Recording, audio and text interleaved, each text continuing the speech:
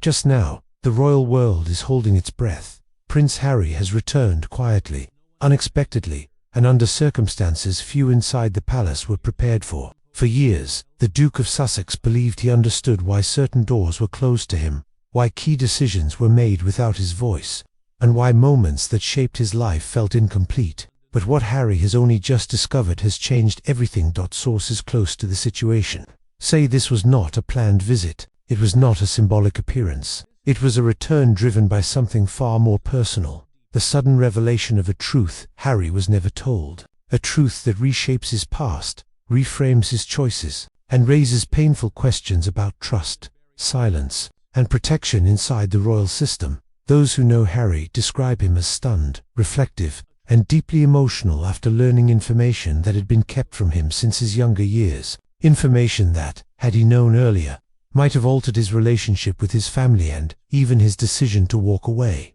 This is not about blame alone. It is about realization, about a prince coming face to face with what was withheld in the name of duty, stability, and image. And now, with this truth finally in the open, Harry's return is no longer just physical. It is emotional, it is historical, and it may be the most consequential moment of his royal life since leaving. The royal world has been shaken by a quiet but powerful development. Prince Harry has returned after learning a truth that had been kept from him for years. This was not a planned appearance, not a symbolic gesture, and not a public statement. It was a deeply personal return driven by realization, one that has forced Harry to look back on his past with new understanding. For a long time, Harry believed he knew why certain decisions were made on his behalf. He believed he understood why doors were closed, why conversations happened without him, and why he often felt like the outsider within his own family. But according to those close to the situation, Harry has now discovered that critical information was withheld from him.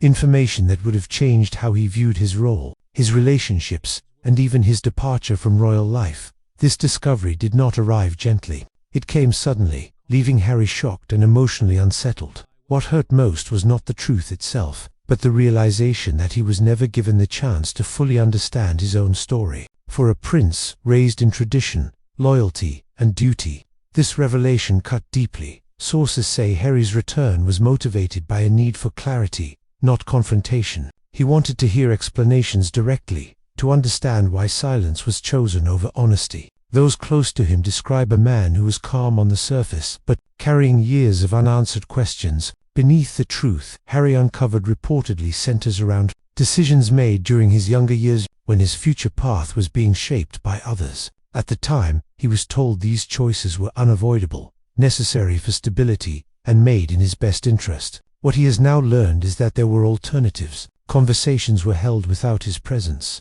Different outcomes were considered, but never shared with him. For Harry, this realization has reframed much of his emotional struggle. Feelings of isolation that once seemed personal now appear structural. Moments when he felt dismissed were not imagined. They were the result of a system that believed silence was protection. This does not mean there was cruelty. It means there was control. And that distinction has weighed heavily on Harry since learning the truth. His return, therefore, was not about reopening old wounds in public. It was about understanding the private ones. Harry reportedly wanted to speak directly with those who were part of these decisions, especially as the royal family navigates a more fragile period marked by health concerns and uncertainty. Timing mattered. Harry understood that some conversations cannot wait forever. As years pass, truths risk being lost entirely. His presence was described as respectful, serious, and emotional. This was not a man seeking attention, but someone searching for peace.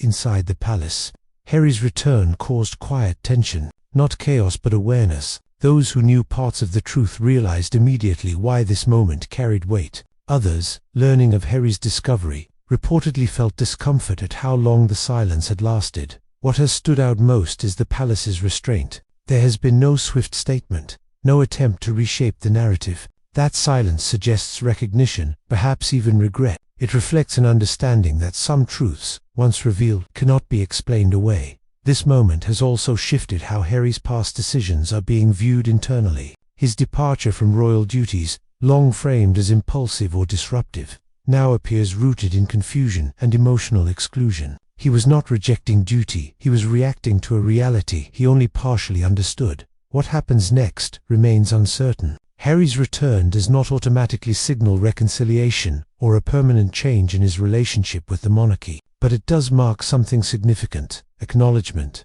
For the first time, Harry is seeing his past clearly, without filters or omissions. This clarity may bring healing, or it may bring distance, but either way, it gives Harry ownership over his own story, something he was denied for far too long. This is not just a royal development, it is a human one. A son learning the truth about his past, a brother confronting years of silence, and a man realizing that his choices were shaped by information he never had. Prince Harry's return is not loud. It is not dramatic in the traditional sense, but it is powerful, because sometimes the most significant royal moments are not announced with ceremony, they arrive quietly, carried by truth, finally revealed behind closed palace gates and away from cameras. Prince Harry has returned under circumstances far more serious than anyone expected. This was not a ceremonial visit. There were no smiles, no rehearsed gestures, and no public reassurance. Instead, there was silence, and within that silence, a truth Harry was never meant to uncover. For years, Harry accepted the official explanations given to him, why certain decisions were made, why critical moments passed without his involvement, and why he often felt distant from the very institution he was born into. He was told it was duty. He was told it was protection. He was told it was necessary. But now, he knows that what he was told was incomplete. According to those close to the situation, Harry recently learned information that had been deliberately withheld during some of the most formative periods of his life. Information that reshapes how he understands his role in the family, his struggles within the system, and the events that ultimately pushed him away from royal life altogether. This discovery did not come gently. It arrived like a sudden crack in a carefully maintained image. What shocked Harry most was not the content of the truth, but the length of time it was kept from him. Years passed, decisions were finalized, paths were chosen, and through it all, he was never fully informed. Those who have spoken with Harry since describe a man deeply unsettled, calm on the outside, but visibly shaken beneath the surface. The realization that his past was shaped by conversations he was excluded from has forced him to re-examine everything he once blamed himself for. His return was driven by one need, above all others: understanding. Not public confrontation, not revenge, but answers. Harry reportedly felt there were things that could no longer remain unsaid, especially as the royal family faces a period of vulnerability and uncertainty. What Harry uncovered centers on moments when his future was being quietly managed. At the time, he was led to believe there were no alternatives, no different outcomes available. Now, he knows that was not true. Options existed. Discussions took place behind closed doors. Decisions were made with long-term consequences. Without his full awareness, this truth has cast a dark shadow over memories Harry once accepted without question. Moments that felt confusing now feel calculated. Silences that once seemed protective now feel deliberate, and the emotional distance he struggled to explain suddenly makes sense. This does not mean there was cruelty at the heart of it, but it does suggest something colder, control disguised as care. And for Harry, that distinction is devastating. When he returned, those inside the palace reportedly sensed immediately that this was different. His demeanor was serious. His presence carried weight. This was not a prince seeking reconciliation headlines. This was a man confronting the architecture of his own past. The atmosphere inside palace walls shifted. Conversations became cautious. Long-standing assumptions were quietly re-evaluated. Those aware of the withheld truth understood the significance of this moment. Others, learning fragments of it, reportedly felt unease at how much had been left unsaid for so long. What has followed is telling. No swift statement, no official framing, no attempt to redirect the narrative. That restraint speaks volumes. It suggests recognition, perhaps even an understanding that this truth, once uncovered, cannot be undone. Harry's departure from royal duties has long been framed as disruptive, emotional, or impulsive, but in light of what he has now learned, that narrative feels incomplete. His decision to leave appears less like rejection and more like a response to years of living inside, a reality he never fully understood. This moment forces a difficult reckoning, not just for Harry, but for the institution itself, because when truth is delayed in the name of stability, it does not disappear, it waits, and when it finally surfaces, it changes everything. What happens next remains uncertain. Harry's return does not promise healing, nor does it guarantee distance, but it does mark a turning point. For the first time, he is seeing his life within the monarchy without filters, without omissions, and without protective silence. That clarity comes at a cost. It may bring peace, or it may deepen wounds that were never properly acknowledged. But one thing is now clear. Harry was not reacting to the full truth when he made his most life-altering choices. This is not just a royal story. It is a human one. A son learning what was kept from him, a brother reassessing years of distance, and a man realizing that the past he lived was only part of the whole picture. Prince Harry's return may not be loud, it may not be celebrated, but it is heavy with meaning, because sometimes the most powerful moments in royal history are not announced, they emerge quietly. When truth finally refuses to stay hidden. Inside the palace, Prince Harry's return did not unfold with confrontation or raised voices. Instead, it brought an uneasy stillness, a kind of silence that settles when everyone present understands that something irreversible has already happened. Harry was no longer arriving as the confused younger son searching for belonging. He arrived carrying knowledge that changed how he viewed every unanswered question from his past. And that shift was felt immediately. Those closest to the situation say that some within the institution were aware that Harry would eventually discover the truth. Others believed time and distance would keep it buried. What none of them expected was how deeply this revelation would alter the balance of power in the room. For the first time, Harry was not reacting to decisions. He was processing their origins. Behind closed doors, the atmosphere was tense but controlled. There was no denial of what had been withheld, no outright admission either. Instead, there were careful pauses, indirect acknowledgments, and an understanding that explanations now mattered more than justifications. For years, Harry had been told that events unfolded the only way they could, that outcomes were unavoidable, that silence was necessary. But now, with new information in hand, he could see the gaps, he could see where alternatives had existed, where conversations had continued without him, and where choices had been made in his absence. This realization weighed heavily on him. It explained why he had often felt sidelined rather than protected, why decisions about his future felt final before he had spoken, why his objections, when they came later, were framed as emotional rather than informed. Harry was not resisting authority, he was reacting to exclusion. Inside the palace, this understanding created discomfort, not because the truth was explosive, but because it was undeniable. It forced a quiet reassessment of how Harry's departure had been interpreted. What was once described internally as impulsive, now appeared rooted in frustration built over years. And frustration, when left unaddressed, hardens. There were moments during these private discussions when the weight of the past seemed to linger in the room. Moments when words failed, and silence filled the space instead. For Harry, those silences spoke clearly. They confirmed what he had begun to suspect, that the truth was not hidden to hurt him, but to manage him, and that distinction made it harder to accept. Management, after all, removes agency. It assumes compliance. It replaces honesty with control. For someone raised within a rigid system, that realization cuts deeper than open conflict ever could. Harry did not demand accountability. He did not push for apologies. Those close to him say his focus was narrower and heavier. He wanted to understand why his voice was considered optional when decisions about his life were being shaped, why he was trusted with duty, but not with truth. As the palace continues to navigate uncertainty, health concerns, public scrutiny, and a changing role in modern Britain, Harry's presence has quietly complicated things.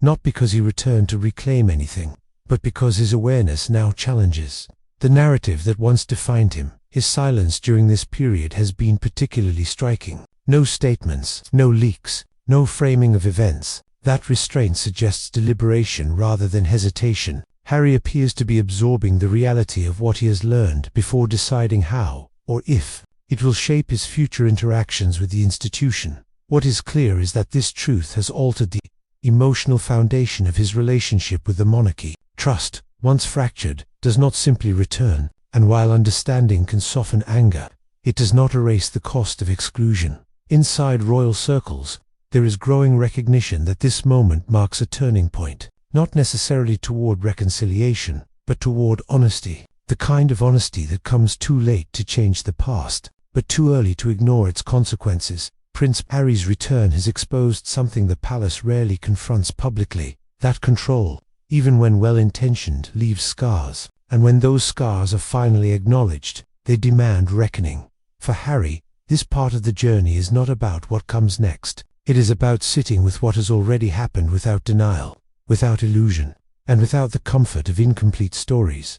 The return of Prince Harry has left the palace quietly unsettled, not with the chaos of public scandal, nor with the flash of cameras or the rush of headlines. Instead, it has stirred a more subtle, yet far-reaching tension, the kind that arises when truths long withheld finally meet the person they concern most. Harry's arrival, calm yet intense, has shifted the emotional landscape in ways that cannot be undone. For the first time in years, decisions previously viewed as final are now being reconsidered in their full context. Conversations that were once assumed settled are being choices that appeared unavoidable now seem to have been shaped by omission, by careful management, and by the assumption that Harry would never know. This realization has not only reframed his own understanding of the past, but has forced the palace itself to confront the consequences of silence. Those present during private discussions describe a delicate, tense atmosphere. Words are measured, pauses are loaded, every acknowledgement carries weight, and every silence speaks volumes. There is no need for dramatic outbursts. The power of Harry's presence, armed with the knowledge of what was once hidden, has created a gravity that commands attention without force. It is a quiet authority, one that comes not from title or tradition, but from truth finally revealed. That the emotional impact on Harry is profound. For years, frustration, confusion, and isolation had colored his perception of family decisions. Choices made on his behalf often seemed final before he could even voice his opinion. The recent revelations have recast those experiences. They explain not only the moments of distance but also the weight of his own departures, both from formal royal duties and from personal relationships. He was not acting recklessly or defiantly. He was responding to a reality in which his understanding was incomplete. Within the palace, this acknowledgement has caused introspection. Senior figures are reportedly considering how decisions that once appeared prudent have, in effect, contributed to emotional estrangement. The realization that transparency and inclusion might have altered history is a difficult one. Yet, this reckoning is unavoidable. Once the truth reaches its rightful owner, it cannot be ignored, reshaped, or dismissed. Harry's return does not automatically signal reconciliation, nor does it suggest a restoration of former roles. Instead, it marks a turning point, a moment when understanding replaces assumption, and when silence can no longer shield decisions from scrutiny. The impact of his presence is likely to resonate for months, if not years, within the royal family. It is a reminder that authority and tradition, however venerable, cannot override the fundamental need for honesty. For Harry himself, the path forward is uncertain. He is not seeking headlines or public vindication. His concern lies with comprehension, with closure, and with reclaiming agency over his own narrative. The revelations he has uncovered provide clarity, yet they also bring a burden. The knowledge that the past could have been different, had he been included. That awareness is heavy, but it is also empowering. It allows him to navigate the future with a deeper understanding of his own history. The broader implications for the monarchy are subtle but significant. Public perception is one matter, internal dynamics another. Harry's return has revealed vulnerabilities that no statement or policy can fully address. It highlights the tension between tradition and transparency, between control and autonomy, and between the personal and institutional dimensions of royal life. These are not challenges that can be resolved overnight. They are questions that will linger, quietly shaping the relationships and decisions of those involved. Ultimately, Prince Harry's return is a moment defined not by spectacle, but by the gravity of truth. It is the acknowledgement of what was withheld, the confrontation with what was unknown, and the careful reckoning with what now cannot be undone. For a man who has spent much of his life in the shadow of expectation, it is a rare and powerful act to reclaim his story, piece by piece, with patience, reflection, and resolve. In this sense, Harry's presence is transformative not because it changes the past, but because it alters the lens through which the past is seen. It reshapes relationships, recalibrates understanding,